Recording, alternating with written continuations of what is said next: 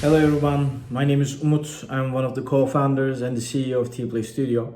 And today we are going to be talking about Car Restoration 3D, or second hit game.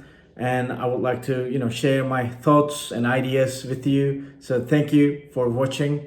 Let me get started with myself. Actually, I was born and raised in Turkey, Denizli, and then I moved to the US. I know in 2008. I spent about 10 years there before. I actually lived in Norway for 1 year as well. So I spent like 11 years abroad. And I came back to Turkey back in 2018. And I met with my former partners, Ahmet and Osman, to create Tiplay Studio, which is the biggest hyper-casual studio, development studio in Turkey, and probably one of the biggest in the world. And we have two hits, Water Shooty and Car Restoration 3D. And the third one is coming, hopefully, in a few weeks. And today I would like to share, what we learned about hyper-casual games, and especially the story of Car Restoration 3D and the insight and the wisdom we accumulated throughout the journey. Now, Tiplay Studio is a very unique studio because we have two technical co-founders and and me. So we have three co-founders, two are technical, and I have nothing to do with coding or game design, at least before 2018. So I'm an entrepreneur at heart. I had my own startup back in New York City. But that was a disadvantage and an advantage at the beginning. So it actually gave us a good stepping stone to move forward really fast, because while we were thinking about games and development and production and creativity and ideation, etc., we were already applying the basics 101 of startup mentality, growth mindset to everything we did. And that actually is in our DNA. And Car Restoration 3D has a lot of this, and I will be talking about a lot of details. So let me start with Water Shooty, the very first hit we released. We were incorporated in 2019 July, and the idea of the game was given by the one and only Brock, the co-founder, one of the co-founders and the CEO of Rolik, which was acquired by Zynga a few months back. So we got the idea from Rolik, and we quickly started working on it. And the very first thing we did was we actually created a prototype of a prototype. Most people in the startup ecosystems, they call it the MVP, minimum viable product. So this is a very simple version of something very sophisticated in the future. And what we did for Water Shooty was to create blocks, shooting smaller blocks to other blocks. So it was basically cubes, shooting cubes to other cubes. But we just wanted to feel, we just wanted to have an understanding of the feel and also the gameplay, and how it feels. You can have an idea about especially the gameplay really fast. So this is why we did that. And we really believe in the game, and we got a very low CPI, so we just like did everything we could in order to create the prototype version as fast as possible, and that was also a success. So fast forward, we released the game in September. It was a little late than expected because we were a very young studio and we made a lot of mistakes. But we learned from them. And that actually brings us to Car Restoration 3D in April 2019.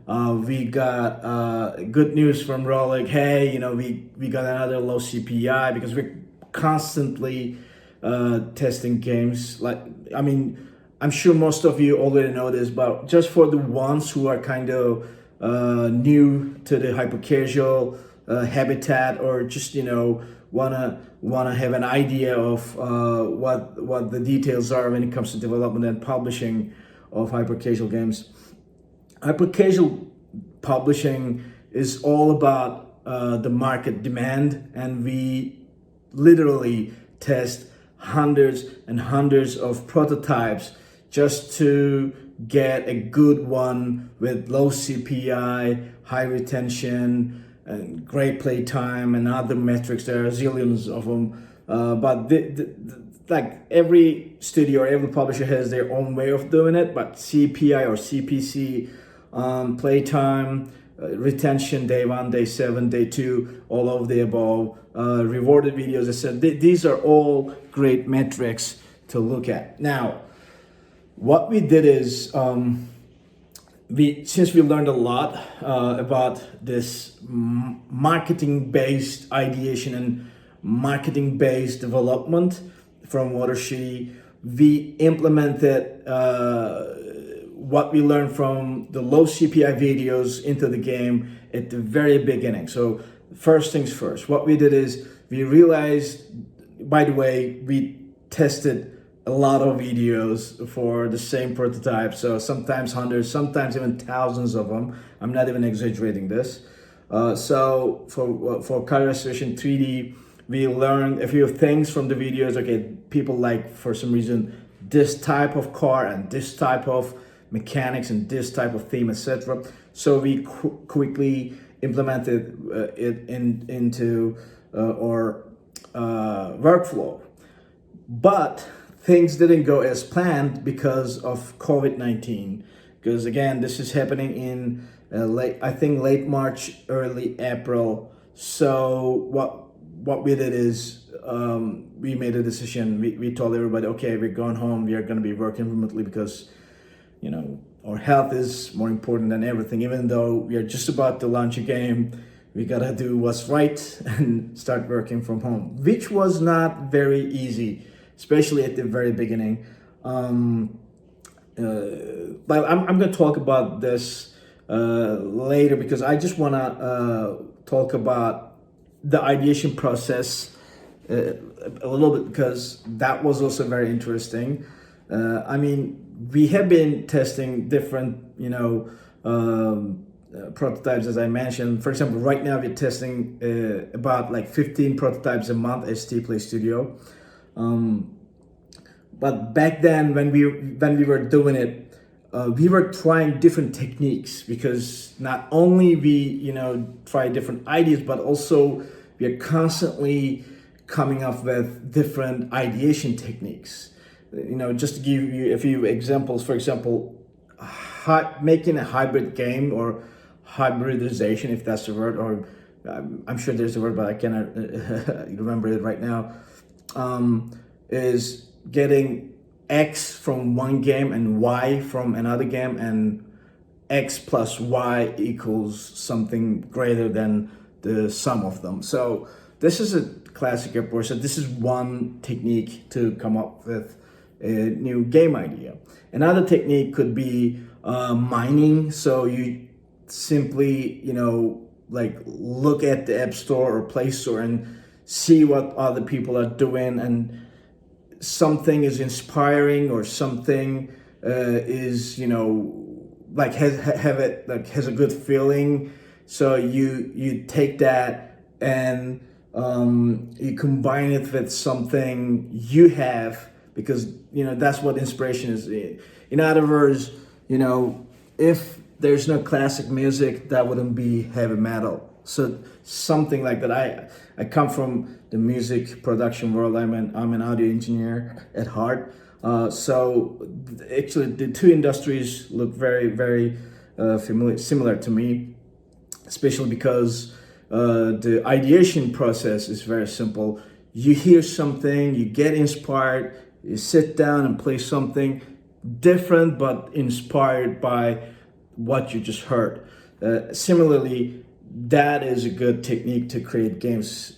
Also very similar to mining, you can watch other formats or other types of games. For example, you play a console game, or you play a Steam game, and then you have an idea of, hey, how about the like doing this in hyper casual? So that's another type. Also, very again similar, playing a game in another mobile game genre such as casual or mid-core, and hyper casualizing it is another technique.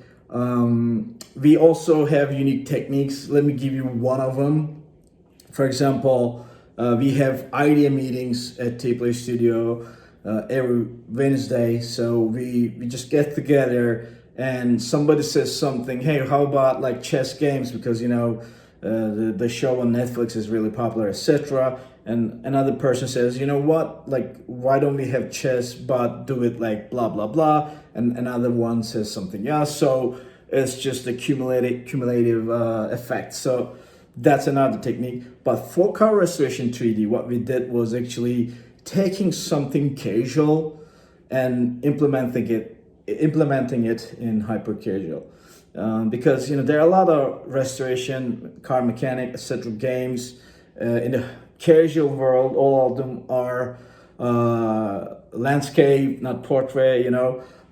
So we come up with this, and that was the core of the success, in my opinion. And T-Play Studio is, I think, good at that, because if you look at what Water Studio is, you'll see that it's nothing but an FPS game, but a cuter version, like a hyper casual version of it.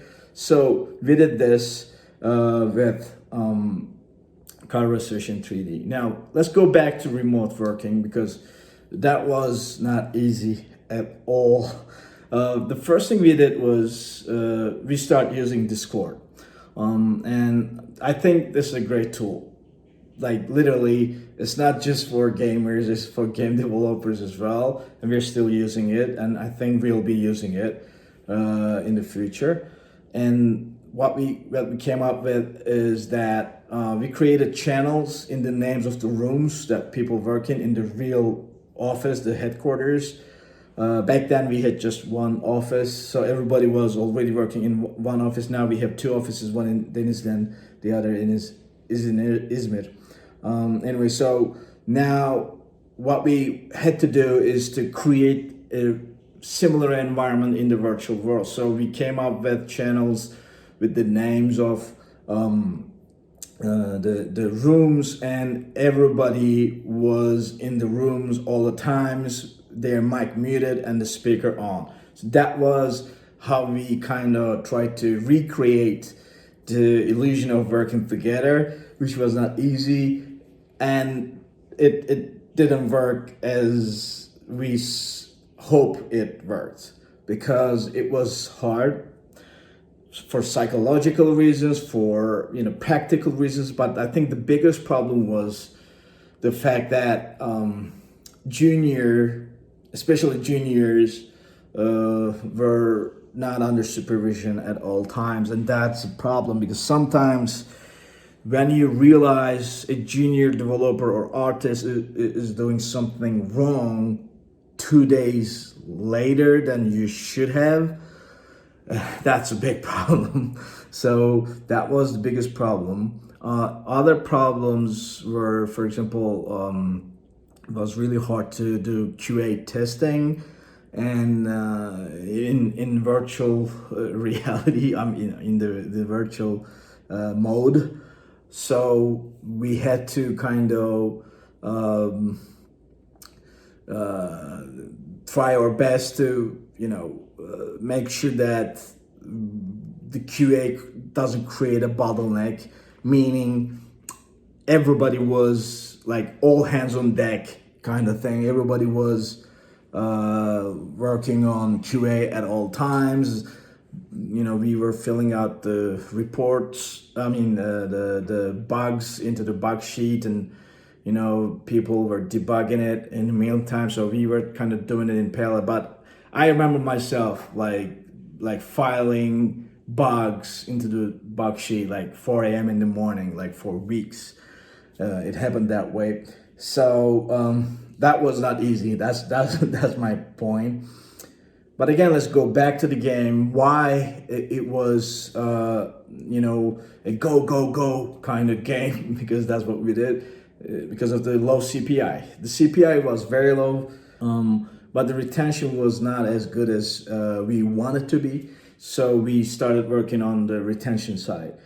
And again, our publisher really helped us a lot on that.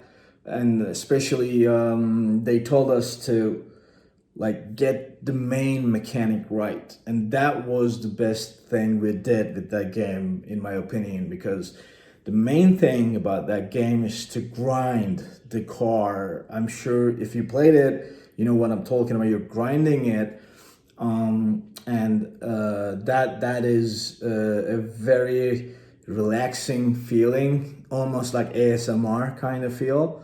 And then you're polishing it, you're painting it, you're even washing it at some point.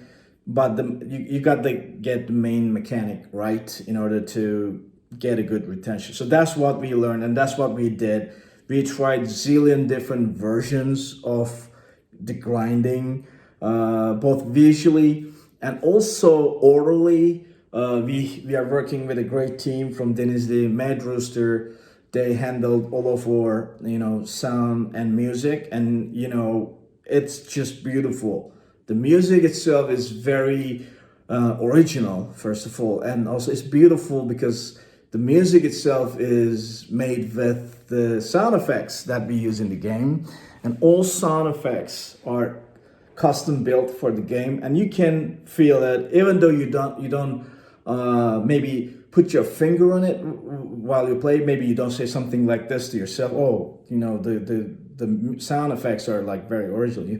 Maybe you don't say it that way, but you know it at heart, because it's just really, really good. It's not any other hyper casual game, and that's another thing that's another thing that makes Tiplay slightly unique, because in Water Shooty as well, our games have great sound and music, thanks to Mehmet Rooster, obviously, but also I have a music production background as well. I spent like more than 7,000 hours teaching sound engineering at New York Film Academy and Institute of Audio Research back in New York. So that actually helped me a lot with the games, especially the sound and music part. So thank you, Mehmet Rooster. But it was not enough. So that's another thing. Like, just okay, you get the music right, you get the main mechanic right, and it feels good. But in order to keep users coming, you have to have something different, a bigger meta game, a deeper meta game, in order to especially keep the retention high. So this is why we worked on game economy a lot. Our game manager Chet, Ahmet Çetinli, and I, we spent long hours designing the game economy, just to make sure that people are making enough money to buy stuff that we're constantly producing. And that was a really, really hard thing to pull off, because we are building economy, we are implementing in the game, so we just have soft currency, right? And people can buy wheels, etc. with them within the game, and the art team is constantly producing them and putting in the game, and we are testing in real time. The game is live. And what happened was, I made a mistake, so I take the blame for that. Within the game economy, I formulated it in the wrong way. So instead of an average user going like this in terms of money, in terms of wealth, it happened this way. So we realized that there's inflation in the game, and a very, very bad version of it. But we quickly fixed that, and had built a really good game economy, really solid one, and we came up with different ideas in terms of different cars, different store items, etc. And we also quickly introduced garage, a personal garage, as well as mini games within the game. We tested a zillion of different mini games. Mehmet Umut Ermeç, the technical leader and one of the co-founders, he created so many games. I don't even remember how many. Like driving, drifting, parking, all kinds of stuff. So you not only restore cars or collect cars, but also you get to play with them. You drive them, you drift with them, etc. And a few of them worked. A lot of them didn't. So we killed the ones that didn't work. But at the end, it became a beautiful game. It's a very stable game. It's balanced. It's great. It looks amazing. And we even started thinking about other things, such as what if we have a synchronous multiplayer version of it, which is not hyper casual at all, slightly more casual. Some people call it hybrid casual, whatever. It doesn't matter how you call it, but I'm talking about leaderboards. I'm talking about competition. I'm talking about interaction.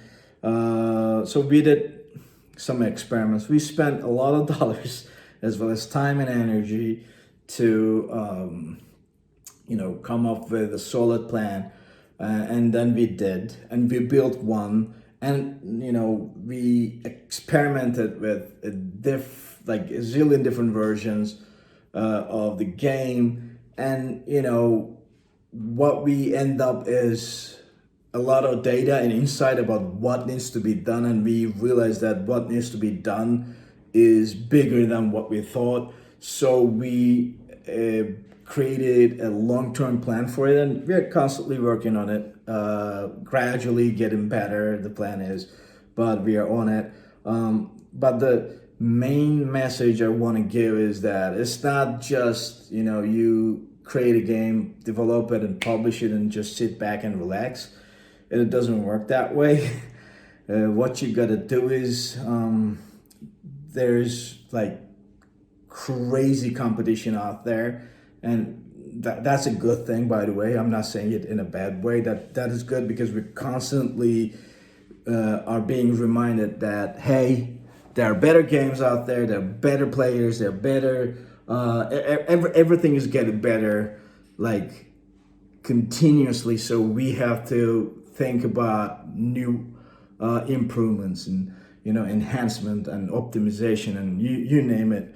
We gotta think about it. Let me put it that way. Now, let's talk about the success of the game. It was in top charts for a long time. So in terms of the chart, it did great. But I think that was a great success for us when it comes to game metrics we wanted to improve, such as rewarded videos and playtime. I think at some point our playtime was even like greater than like 18 minutes or something, which is really good for hyper casual. So I'm really proud with my team, and for my team, that I'm working with a team that just pulled this off, working remotely, and we are using this as a case study, and we are teaching everybody who joined Tiplay Studio that we are a company that is utilizing data at all times, no matter what. Data is more important than everything. It's in our DNA. And when I say data, I'm talking about what people want. That's the bottom line, because we are not making games for gamers. We are making games for everybody, and that's a very important thing to understand if you're in the hyper casual industry, because the persona that plays your game is not a typical gamer. That's more likely to be a 42-year-old lady from Ohio. So you'd better think in terms of that, and constantly improve your games to live up to expectations. Speaking about expectations, the hyper casual ecosystem, the hyper casual expectations were slightly different than what it is right now. When I say slightly, I'm being sarcastic actually. It's really, really different. Let me put it this way. If you take a game from top charts of, let's say, 2019, like March, and release it right now, there's no way it's gonna work for a good amount of reasons. But let me put it this way. The average consumer of hyper casual games is expecting to see something unique.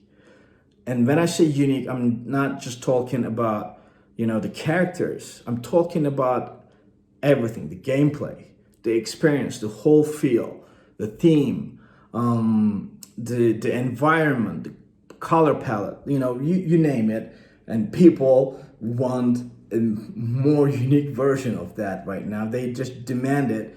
And that's mainly because of the inflation of game studios and publishers. And that is, again, a good thing because it creates an environment where the better game or the better developer, the better publisher wins at the end. And that's the best carrot you can have for your company.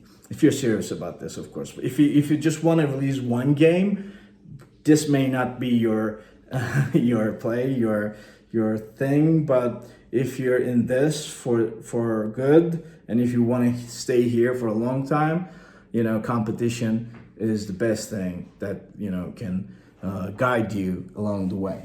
Now, I have a few more minutes, so I'm just gonna finish with a few suggestions for especially new guys, newcomers, up and coming studios and teams. Hyper casual is still a big opportunity. Let me start with that. Most people, like a lot of people, were talking about how it was gonna die, and then it didn't. And then a lot of people talk about, okay, it didn't die, but it's gonna certainly, go away this year. And then it didn't. And I don't think it's gonna go away because, it's a game for non-gamers. It's a game for everybody. It's a game for prime time, and it's not going anywhere. It's filling the gaps in people's lives.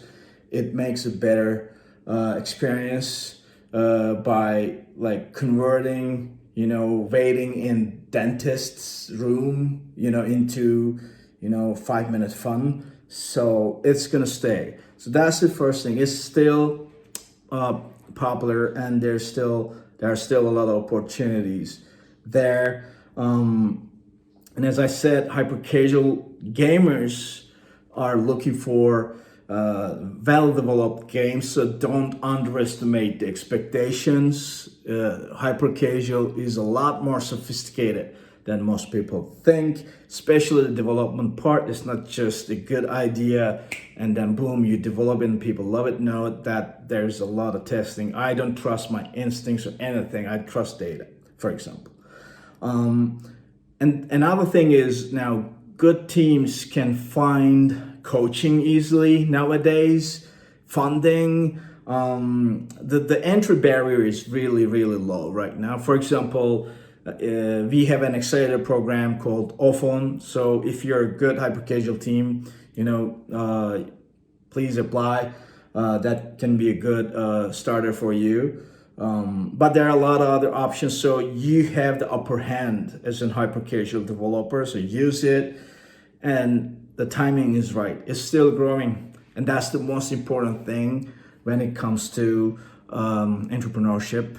If you have the best team and if you're walking towards the best direction, the only thing you pray for is timing. If timing is right, everything, comes afterwards, and you can create the rest. But you have to have the timing right, and that is here. We have that opportunity. The timing is right. So build the best team and walk towards the best direction for you. That may or may not be hyper casual, by the way. I mean, it was great for us, but maybe you need to work on some other type, which is still good. I really don't think that everybody needs to start with hyper casual. That's not a good argument. But if you want to create a great company that produces games, and that's gonna fulfill your dreams, that's what you want at heart, that's what you want to do for the rest of your life, hyper casual can become a really, really good stepping stone for that. Don't forget that. And you may not have that opportunity 5 years from now, but for a few more years, it's here for sure. For after that, only God knows. But guys, this is what I can say. If you are into hyper casual and if you develop games, start a company right now. You're gonna get funding, you're gonna get coached if you're good, and if you're not, then you shouldn't be in this game, right? So get started. Don't plan, just take action. Thank you very much for listening to me. It was a pleasure to be a part of this, and I would be happy to answer your questions. I wish all the best in the world to you, and good luck in your endeavors. Cheers. Bye-bye.